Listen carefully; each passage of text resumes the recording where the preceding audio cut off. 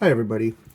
In this video we're going to go over an overview of the modular door corner system. This is a 3D printed solution that I came up with for creating those door corner decorations. Pretty popular on the 3D printing sites, and this is my take on that. This solution is not just a find something you like and send it. So this video will go over basically what is it and hopefully give you a sense of how to get started. We're going to start with the finished one here. This is a finished door corner that I'm using what I call the Safari Pack. Safari Pack 1, and it gives an example of kind of what you can do with this. And we're going to look at how did we get here? How do I create something like this? So let's literally break this down, because I call it the modular door corner system. These are all just pieces, separate pieces that were cobbled together to create this scene. The idea is you can kind of create your own kind of custom, unique piece with these.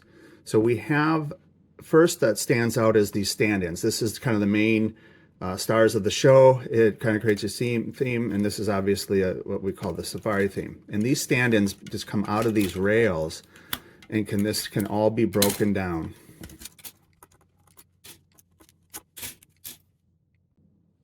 Now that we've broken it down, we can see that there are basically two main items that make up our door corner. It's these rails, and then what I call stand-ins. That's it. Typically, you would probably, when you start out, you're probably going to look for stand-ins. You're going to find a theme that you like. Maybe you'll create your own, and that's where you'll start. For the purposes of this video, we're actually going to start with the rails and kind of just look at those. And these rails break down even further into their separate pieces. Rails come in a few flavors. We can consider the rail's length, and we can consider the number of slots. If I bring in some other examples here, we have a 2-slot, a 3-slot, and a 4-slot. So there's a little, and a 4-slot. There's a little bit of decision making to be made here, but it's not too hard. I consider, when you're just first starting out, consider the 3-slot rails. Those are typically what you're going to use. If you want a little bit skinnier, you'd go 2. If you want more depth and more layers, you could go up to the 4. But to me, most times you're just going to choose to print 3-slot rails. And then you're going to make a decision on what length you need. And it really depends on how many stand-ins you're building. If you're combining these two sets, you're going to probably print multiple rails. I mean, one of the features of this system is it's expandable. So the nice thing is you don't need to know exactly what you need. You can kind of just keep building it out. And to kind of highlight that, we'll go ahead and show that we'll go ahead and connect these rails. I'm going to further break this down and take off this little piece that I call the rail coupler. It's just this tiny little piece here that fits into the rails. If we look at our rails, we can see that every one of them will have what I call a closed end and what I call an open end. And these couplers go into the open end. So in this case, we'll grab this piece and we're going to slide it in here. And we can put it in any one of these slots. It doesn't really matter. And we could put multiples in these slots if we wanted to add maybe a little bit of strength. I typically just use one. And to put them in here, there's a little bit of a trick. So we slide them in at an angle, and they're kind of fitting underneath here, and then they should just snap in. And so I'm pushing it here, and then it snaps in.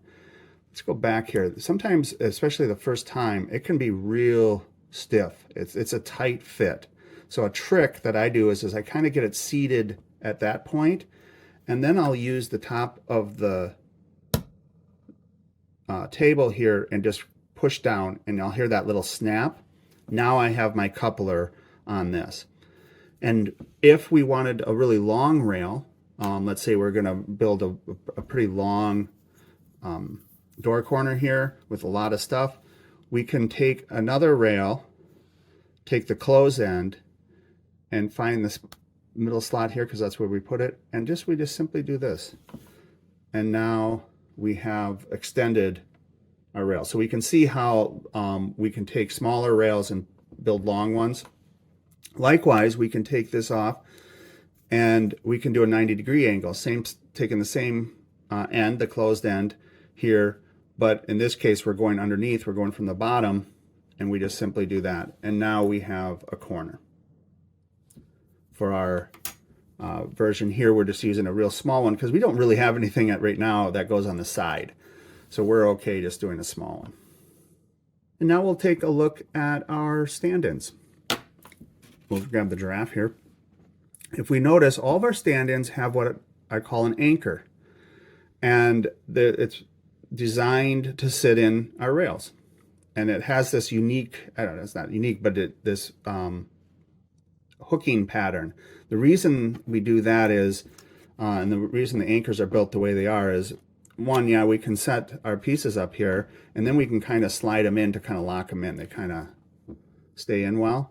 But really why we have this kind of design is because if we want to go on the vertical, we can now put something on the vertical and they don't fall off. They just sit there. The other thing with the slots is we get depth. And this is a really neat element of this system is we can mix and match. We can put our trees wherever we want or whatever. So if we put our tree here in the middle slot, now we have the opportunity to put something behind the tree.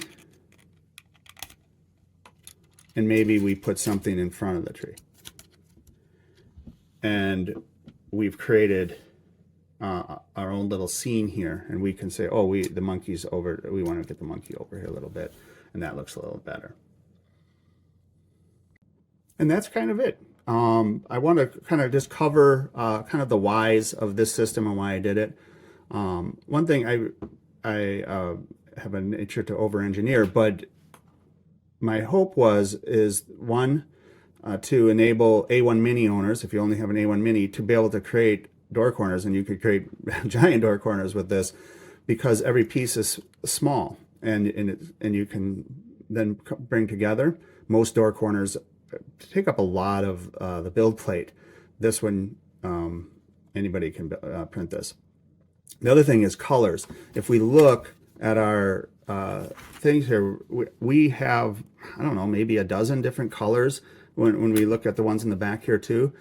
So since we're printing these individually, all of my stand-ins can go up to 4 colors.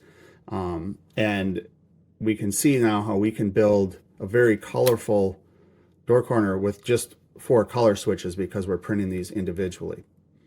The modular design makes it nice for storing. We can take it apart and store it in a box, especially seasonal decorations. That can be nice. The depth here, I think, adds something. There's almost a 3D effect to these that I think it looks pretty cool. The other thing, and as you've seen when we call it module, it expands. We can start with in this case, the Safari Pack 1. We can then move to the Safari Pack 2 and then create a much bigger and larger scene. To me, it could be a fun activity if you're pulling out your Christmas decorations and you have your door corner decoration. Instead of just throwing it up on the door, you sit down and go, oh, how do we want to build it this year? Maybe we add to it. If anyone does print one of these, I would love to see pictures posted in the comment section of wherever you downloaded this from. Otherwise, thanks for listening and happy printing.